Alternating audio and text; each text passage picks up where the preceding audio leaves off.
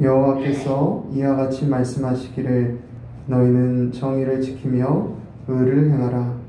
이는 나의 구원이 가까이 왔고 나의 공의가 나타날 것임이라 하셨도다.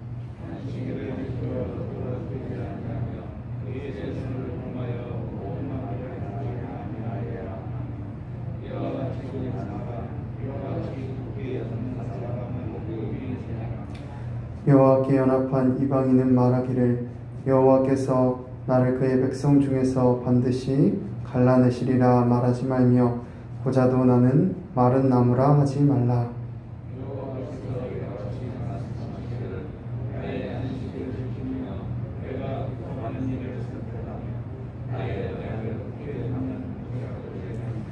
내가 내 집에서 내 성 안에서 아들이나 딸보다 나은 기념물과 이름을 그들에게 주며 영원한 이름을 주어 끊어지지 아니하게 할 것이며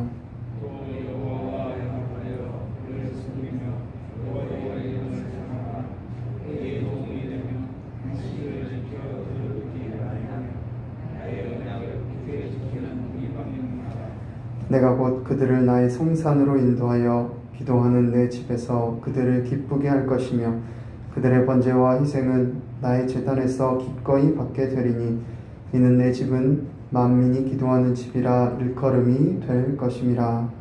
이스라엘의 쫓겨난 자를 모으는 주 여호와가 말하노라. 내가 이미 모은 백성 외에 또 모아 그에게 속하게 하리라 하셨느니라. 아멘.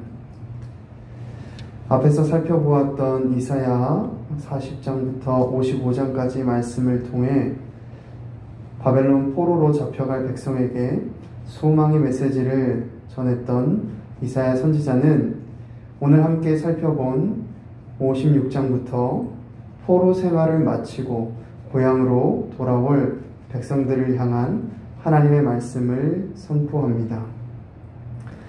그 메시지의 첫 번째 주제는 정의를 지키며 의를 행하는 것입니다. 이사야서 1장부터 39장의 말씀을 통해 멸망 직전의 백성들에게 정의와 의를 행하라고 촉구하시고 또 40장부터 55장의 말씀을 통해 멸망하여 포로 생활을 하게 될 백성들에게 정의와 의를 회복시켜 주겠다고 약속하신 하나님께서는 이제 그 백성이 자유를 얻어 고향으로 돌아가면 반드시 정의를 지키며 의를 행하게 될 것을 말씀하십니다. 여기서 말하는 정의는 약자가 고통당하지 않도록 속이거나 빼앗지 않고 올바로 행하는 것을 말하며 의는 하나님과 사람 또 사람과 사람 간의 관계 속에서 하나님의 성품을 따라 올바른 관계를 맺는 것을 말합니다. 하나님께서는 하나님의 통치를 거부하고 우상을 섬기며 자신들의 멋대로 행하였던 이스라엘 백성들을 이방 민족들을 통해 벌하시고 그것을 통해 정의와 의를 행하지 아니하였던 그들의 죄악을 깨닫게 하십니다. 또한 그들을 벌하시는 것으로만 끝나는 것이 아니라 하나님의 특별한 은혜를 통해 다시 약속의 땅으로 돌아오도록 그들을 구원하심으로 그들이 받은 은혜를 약한 자, 가난한 자들에게 흘려보내어 온전한 이스라엘을 회복하기를 원하십니다.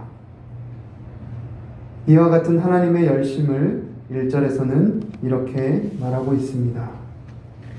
여호와께서 이와 같이 말씀하시기를 너희는 정의를 지키며 의를 행하라. 이는 나의 구원이 가까이 왔고 나의 공의가 나타날 것임이라 하셨도다. 이어서 2절부터는 이러한 하나님의 정의와 의를 회복하는 일이 구체적으로 어떻게 일어날 것인지 보여주고 있습니다. 2절에서는 뭐라고 기록하고 있습니까? 안식일을 지켜 더럽히지 아니하며 그의 손을 금하여 모든 악을 행하지 아니하여야 하나니 이와 같이 굳게 잡는 사람은 복이 있느니라. 정의와 의의 회복은 삶의 자리에서는 죄악을 스스럼없이 지으면서 안식일에만 거룩한 척하던 위선을 벗어 던지는 것에서 시작한다는 것을 말하고 있습니다. 이스라엘 백성들은 오랜 기간 여호와 하나님을 섬기는 신앙과 또 우상을 숭배하는 일을 병행하였습니다. 하나님께 제사 드리면서 동시에 우상에게 절하고 안식일을 지킨다고 말하면서도 동시에 속임수와 거짓으로 약한 자들을 고통당하게 하였습니다. 하나님께서는 이와 같이 위선이 가득한 이스라엘 가운데 겉모양만이 아니라 마음의 중심으로 또 삶의 중심으로 여호와 하나님을 섬길 새 이스라엘을 세우실 것을 말씀하십니다. 그러면서 3절부터 8절에서는 율법에서는 부정한 자로 여겼던 이방인들과 고자라 할지라도 그들이 여호와 하나님과 연합하게 되어질 때 8절의 말씀처럼 이미 모은 백성들, 즉 혈통적 이스라엘과 다를 바 없이 똑같은 하나님의 백성으로 삼으실 것을 말씀하십니다. 본문에서는 이렇게 하나님의 백성으로 여겨질 이방인과 고자들에 대해서 여러 가지 표현들을 사용하고 있지만 공통적으로 여호와 하나님과 연합하고 안식일을 지키는 자들이라고 말하고 있는 것을 볼 수 있습니다. 이는 안식일의 주인 되시는 예수 그리스도께서 십자가의 대속을 통해 성소의 휘장을 가르심으로 혈통적 이스라엘뿐만이 아니라 예수 그리스도를 하나님의 아들로 영접하는 모든 이들을 하나님의 자녀여 그분의 백성으로 부르실 것임을 미리 예언하는 것입니다. 그렇다면 오늘 살아가는 저와 여러분의 모습은 어떻습니까? 우리의 모습 속에는 하나님과의 진정한 연합이 있습니까? 이스라엘 백성들처럼 하나님을 예배한다 말하면서 여전히 삶의 자리에서는 하나님보다 더 의지하고 사랑하는 것들이 있지는 않습니까? 우리는 정말 겉으로 드러나는 예배와 형식으로만 하나님을 사랑하는 것이 아니라 마음의 중심으로 또 삶의 자리에서 변함없이 하나님만을 사랑하고 있습니까? 몸에 배어버린 예배 순서와 종교적인 전통이 우리의 거룩함을 보장해 주는 것은 아닙니다. 오직 예수 그리스도를 통해 여호와 하나님과 연합되어지고 하나님을 사랑하며 그분의 기뻐하시는 뜻을 이룰 때에 하나님 앞에 합당한 자라 칭함받게 될 줄로 믿습니다. 오늘 이 자리에 함께한 저와 여러분이 이방인과 같이 하나님 앞에 나아올 수 없었던 우리를 위해 십자가에 달리신 예수 그리스도를 바라봄으로 하나님 아버지와 연합되어 그분의 뜻을 이루며 그분의 기쁨 되어지는 오늘 하루와 평생의 삶이 되기를 간절히 바랍니다. 기도하겠습니다. 살아계신 하나님 아버지, 오늘 이사야서 56장의 말씀을 통해 다시 한번 우리에게 베풀어 주신 구원의 은혜를 돌이켜 생각하게 하시니 그 은혜를 감사합니다.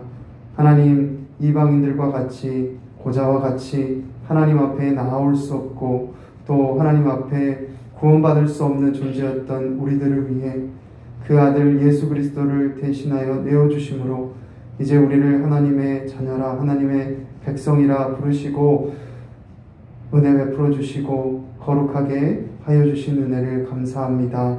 하나님, 이제 그 구원의 은혜 받은 우리들이 예배의 자리에서 뿐만이 아니라 우리의 모든 삶의 자리에서 그 하나님만을 사랑하며 그 하나님과의 깊은 연합과 그 하나님의 충만한 임재 가운데에서 하나님 한 분만을 예배하며 또 예수 그리스도의 십자가의 증인의 삶을 살아가게 하여 주시옵소서. 감사하며 예수님의 이름으로 기도합니다. 아멘.